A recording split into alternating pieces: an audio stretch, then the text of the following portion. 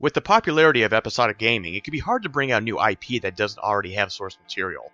Unlike Telltale Games that has franchises like The Walking Dead, Game of Thrones, and Borderlands to name a few, developer Don't Nod has the daunting task of creating a story that caters to your decisions and to make it count. Fortunately, the second episode of Life is Strange is a step in the right direction at the very least. The first episode, admittedly, didn't reel us in the way we wanted it to. We noted that the first episode of Life is Strange didn't have enough choices that seemed to have any kind of residual effect that could be used later on. However, we did give the episode the benefit of the doubt, indicating that there was improvement needed, but we were still interested in where the story was going. While the first episode sets up the discovery of Max and her strange new powers, the second episode is more about how to use it and what her limits are. This brings up many opportunities to test her powers. Unfortunately, for the majority of the game, it's used for menial tasks and not to mention scenes that do absolutely nothing for the story. While the dialogue is good between Max and Chloe throughout the game, it does nothing but tell us what the audience already knew about their characters from the first episode. Aside from humble tasks, the first half of the game is about proving your abilities to Chloe, using Max's powers to help predict what is going to occur in the immediate future, which ultimately turns into a memorization game. It can be fun at first until the fourth time, when you have to look for a tiny detail about something just to get past the scene. Unless you guess, of course, and get lucky in the options wheel. The second episode doesn't get interesting until the last half. The storyline starts to dive into more adult or young adult subject matter that brings the momentum up. Instead of simply dealing with angst-ridden teenagers, we start to get into the subjects that a lot of people had to deal with during their high school career.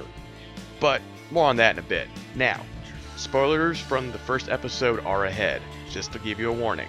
What brought us back to this series was that the plot was pointing towards a major calamity within the town, and the mystery of a missing girl that Chloe was friends with before Max got back into town.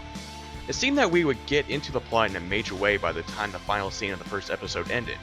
There was simply no headway into either one of those plots in this episode. And with only 3 episodes left now, we're afraid that the story will be extremely rushed. Taking it into more positive territory, the last half of the second episode was the most impressive in terms of storytelling and choices. A dire situation comes up involving a student that is being harassed and bullied at the local high school.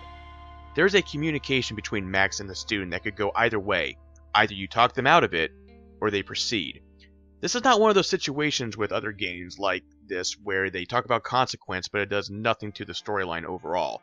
This particular event could send ripples throughout the rest of the episodes, and there is no going back using your time capabilities. If the negative outcome occurs, then you are forced to place blame on the situation between 3 other people. That could come around and have negative consequences either way. This was a great way to send off this episode. Not knowing what was next based off those occurrences and brings an immediate want for the next episode. We just hope that the developers use this to their advantage to give the players a reason to go through the series again. As of right now, it seems that some choices do actually matter in Life is Strange, and we hope it means something in the end. If anything, the writers should be applauded for using real-life situations like high school bullying in games. We tend to wrap ourselves with the idea of fantasy when we play, and real-life issues should be talked about in some games in the way this episode has. Hopefully Don't Nod gets recognized for that, and other studios decide to take a bold risk one day and tell a story that describes problems with our youth and society in general.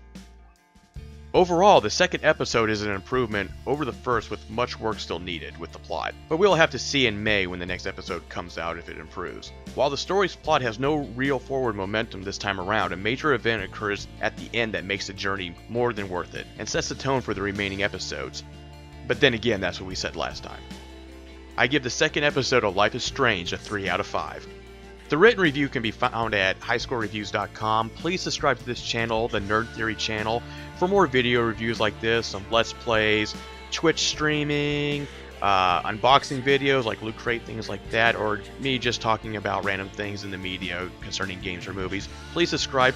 Please tell me what you think of the review. Do you agree with me? Do you not disagree with me? What did you like about it? What did you not like about Life is Strange? Just let me know.